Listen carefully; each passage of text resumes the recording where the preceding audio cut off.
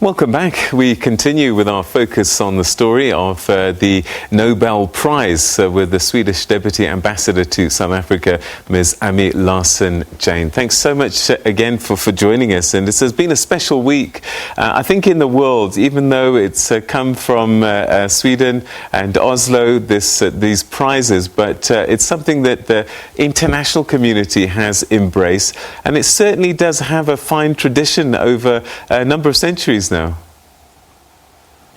Yes, the first prizes were awarded very early in the 20th century, and it took a few years after Alfred Nobel passed before his family, who were contesting his legacy, they could settle it and start awarding the prizes. All right, so, and just before the break, I was saying that some of these prizes recognize some life-changing excellence. When you think about Marie Curie, Louis Pasteur, all those years ago, and we'll talk about the Peace Prizes because they're slightly different, but certainly in science and medicine and even literature, great advances.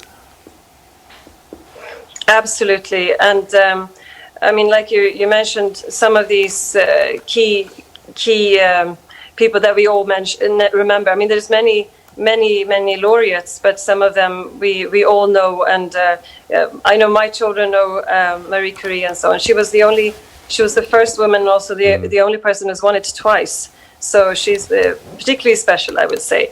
And what they did for the science around radioactivity, and Pasteur also on vaccinations and so on. So they made a huge impact, of course, on science and on everyday lives. Here in South Africa, we're very proud. We have a number of Peace Prize winners, and the Peace Prize somehow is quite elevated to the others. I mean, they're all great to win, but everybody waits for the Peace Prize. Is there any particular reason for that? I think perhaps some of these inventions are not always so easy to grasp for those of us who are not physicists or chemists. But the Peace Prize, I think, is always easy to identify with. And of course, there's always a little bit, or there can be a little bit of controversy around it. So it's also very much in the spotlight, like you say. But this year's prize awarded to the World Food Programme is, of course, an amazing recognition of the important work that they do and how they bridge the divide, so to speak, between the humanitarian side and the work on peace and security, and how food insecurity plays into that. Yeah, there's quite an interesting list of winners this year, and all doing interesting things in their various areas of excellence.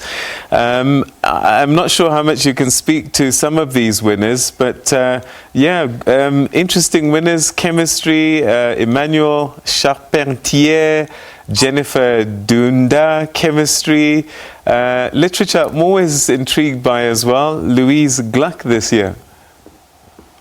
Yes, an American poet with some fantastic collections of poems, which we should all take a moment to read. Poetry might be what we need in these times. But just to mention, for example, the medicine prize this year, which goes to the discovery of the hepatitis C virus, which is, of course, a really serious illness, and which they took these amazing steps towards identifying the virus, and therefore then creating also remedies for very serious illnesses, long-term chronic silent disease, which in the end would lead to death or serious illness. So it's also tangible. Once you sort of learn a little bit about it, it becomes, even these great scientific discoveries are quite understandable and accessible. But I think this year's winner for the Peace Prize, the World Food Programme, will be a popular one, isn't it? Because wherever there isn't peace, often hunger and food insecurity follows. And this is where a lot of these brave people end up going to assist those in need. Absolutely. And I think what the prize this year has really sort of put the finger on is the interconnection between the two, between peace and food insecurity. So if you do not have enough food in an area, that in itself can drive conflict. but also in a conflict you will end up with food insecurity for a lot of people. And like you say, these are brave people who go into conflict zone, war zones, to assist people in need. So in my mind, it's a very well-deserved award.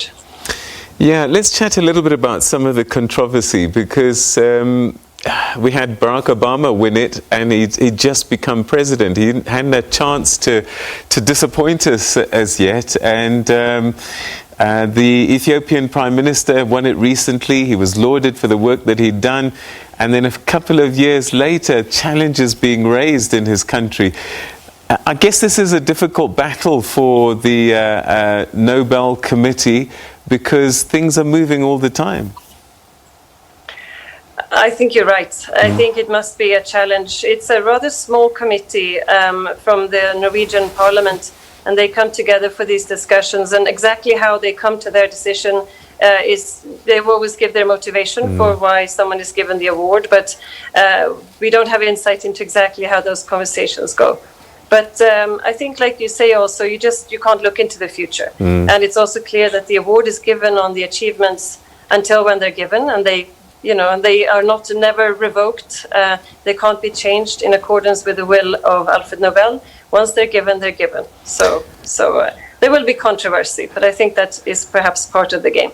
All right, and the prize money is phenomenal, isn't it? And for a lot of the people that are doing the work that they're doing, that can actually be quite life-changing in assisting them to continue with important work.